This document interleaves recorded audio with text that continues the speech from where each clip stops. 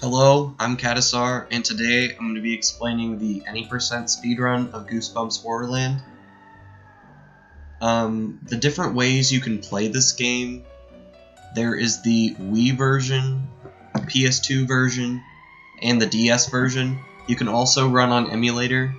However, emulator is not suggested for this game because of the motion controls. If you do run on emulator, I suggest playing with an actual Wii remote and nunchuck.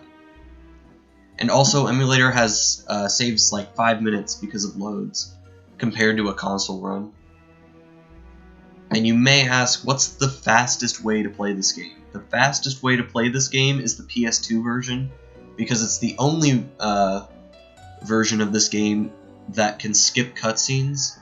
The Wii and DS version, you have to watch the cutscenes that are in the 80% run. So that's why the PS2 is the fastest version. However, whatever copy of the game you own is just fine, because every console has a different category on speedrun.com. So whatever copy of the game you own is just fine for runs. So this is kind of how you want your save files to be set up.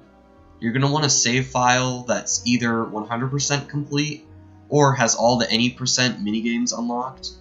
And this is because in arcade mode, once you unlock a certain minigame in the story mode, you can automatically play it in arcade mode.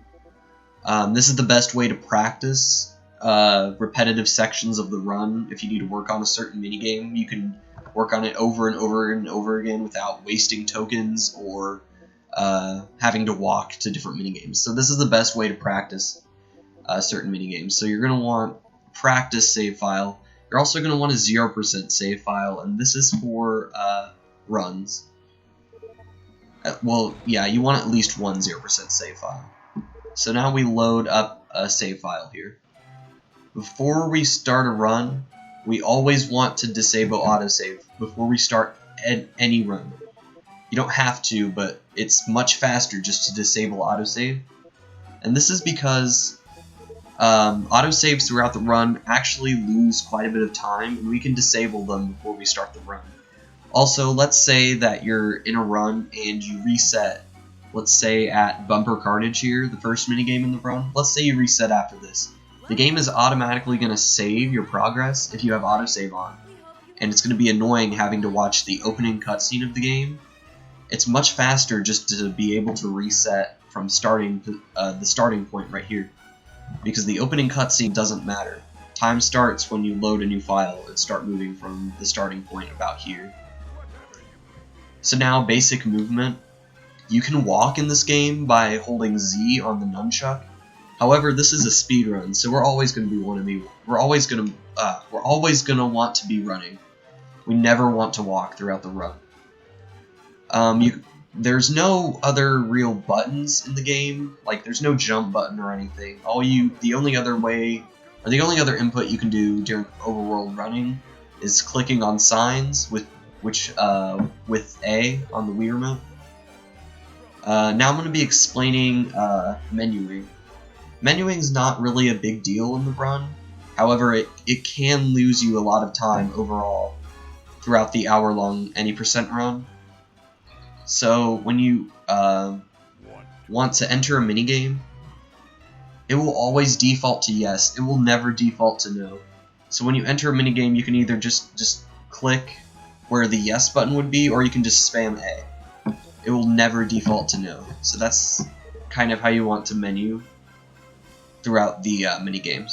So now the route. I'm going to be making a more detailed video where I explain the route throughout the game. But the optimal route, which is what I'm going to be explaining mostly throughout this guide, I'm also going to be explaining some routing options, because the fastest way to beat this game is getting the gold fright on every minigame. And you may say, well, I can't get gold on a certain minigame, I can't get gold on this. And that's fine, you can always route out a minigame in the optimal route and replace it with a slower minigame that you can get gold on. It's much better to do that instead of trying to get bronze or silver on a ride you know you can't get gold on. However, the faster times you get, you're going to want to implement a route that's much closer to the optimal route the faster times you get. Now splitting. I recommend splitting after every minigame. You can split however you want, but the way I split is after every minigame and after every ticket piece. You can also split after every cutscene, but that's of course optional. You can split however you want to. The best place to ask questions about the run or strats or routing is the speedrunning Discord for this game. I'm going to be linking it in the description below. And again, that's the best place to ask questions about the run. So, yeah, that's the introduction for the Goosebumps Horrorland Any% Speedrun Guide.